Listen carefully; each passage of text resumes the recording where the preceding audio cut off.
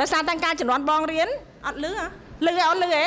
ចាដោយសារតែការជំនាន់បងរៀនបងអត់មានលទ្ធភាពក្នុងការជ្រើសរើសមហាវិទ្យាល័យណាបានទេកាលពី20ឆ្នាំមុនចាបងរៀននៅមហាវិទ្យាល័យរដ្ឋមួយចាហើយនៅក្នុងនោះគឺយើងមុននឹងចូលរៀនបានយើងត្រូវតែរៀនធ្វើម៉េចឲ្យបាន scholarship អញ្ចឹងហ៎សូម្បីតែចូលរៀនមហាវិទ្យាល័យគឺធ្វើម៉េចឲ្យបាន scholarship ហ៎ចាប៉ុន្តែដោយសារតែការខិតខំប្រឹងប្រែងរបស់បងបានចូលរៀននៅមហាវិទ្យាល័យនៅសាកលវិទ្យាល័យភ្នំពេញចាបងចូលរៀននៅសាកលវិទ្យាល័យភ្នំពេញកាលពី20ឆ្នាំជាងមុនហើយក៏បងបាន graduate ហើយចាឲ្យបងខំប្រឹងនៅពេលដែលបងរៀនហ្នឹងបងអត់មាននៅស្ងៀមទេគឺបងអាចរៀនភាសាបារាំងភាសាអង់គ្លេសសម័យនោះចាបងអាចរកការងារធ្វើ part time បានចានៅពេលដែលបងកំពុងតែរៀនមហាវិទ្យាល័យគឺបងអាចធ្វើការនៅអង្គការចាធ្វើការនៅតាមអង្គការផ្សេងដូចជា UNDP ដែលអីជាអញ្ចឹងហើយបងមានសំណាងខ្លាំងមែនតើនៅពេលដែលបងចប់មហាវិទ្យាល័យបងត្រូវបាន scholarship ទៅរៀននៅប្រទេសថៃចាឲ្យពេលនោះគឺនៅពេលដែលបងត្រឡប់មកពីប្រទេសថៃវិញគឺបងបានទទួលការអញ្ជើញឲ្យចូលធ្វើការមួយដែលធំបំផុតនៅក្នុងស្រុកខ្មែរដែលអ្នកផ្សេងទៀតអាចធ្វើដូចបងបានចាពេលនោះបងគឺជាគ្រូដែលវ័យក្មេងគ្រូស្រីដែលវ័យក្មេងហើយបងចេះភាសាអង់គ្លេសនិងភាសាបារាំងសម័យនោះគឺអត់មានពីណាចេះអញ្ចឹងបងត្រូវបានការអញ្ជើញចាពីក្រសួងខាងក្រសួងមហាផ្ទៃដែលសម័យនោះគឺយើងធ្វើការបោះឆ្នោតនៅស្រុកខ្មែរយើងជាដំបូងបំផុត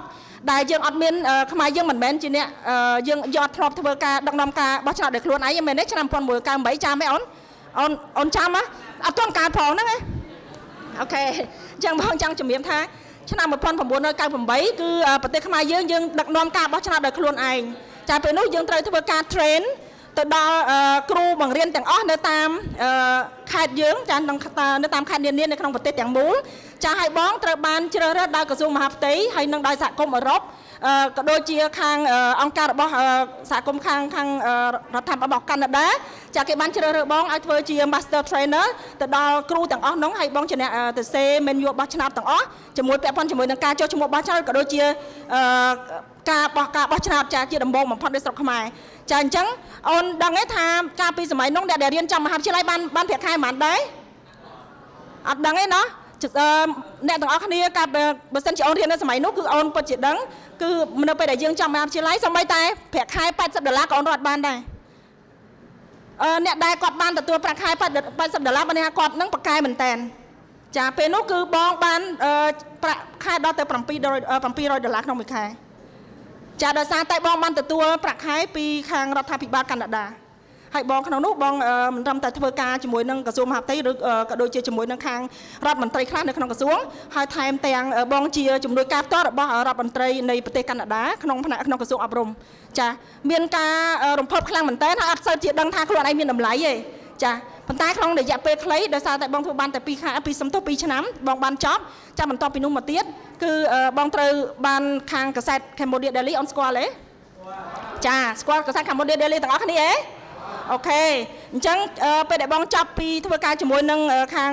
National Election Committee នឹងមកគឺបងបានធ្វើនៅជាមួយនឹងកាសែត Cambodia Daily ដែលគាត់បានអញ្ជើញបងឲ្យមកធ្វើជា Commercial Director នៅទីនោះចំនួន10ឆ្នាំចាពេលនោះគឺបងបានផ្លាស់ប្ដូរ career របស់បងទាំងស្រុងដែលបងធ្វើខាងផ្នែក business តែម្ដងបងយកខាង business គឺបងបានទៅរៀនបន្តនៅមហាវិទ្យាល័យផ្សេងទៀតចានៅក្រៅប្រទេសចាឲ្យបងត្រឡប់មកវិញបងធ្វើជា Commercial Director រយៈពេល10ឆ្នាំហើយបន្តមកទៀតនៅពេលដែលកាសែតភ្នំពេញប៉អូនស្គាល់កាសែតភ្នំពេញប៉ហ៎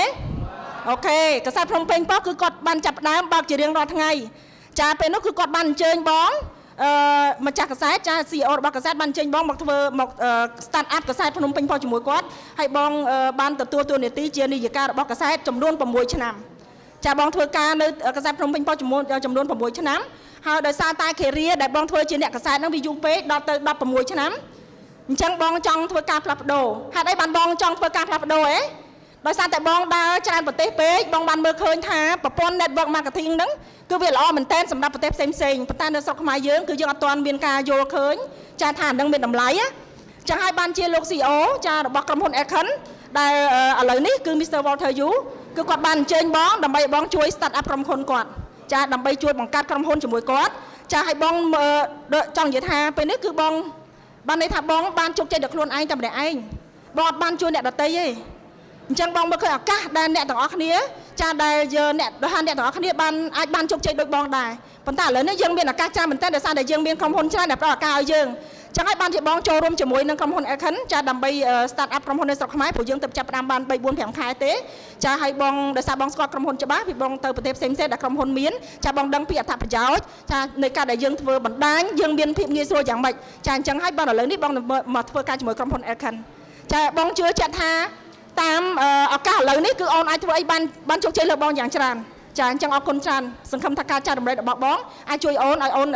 មានការផ្លាស់ប្ដូរវិសាលរបស់អូនណាអញ្ចឹងអរគុណចា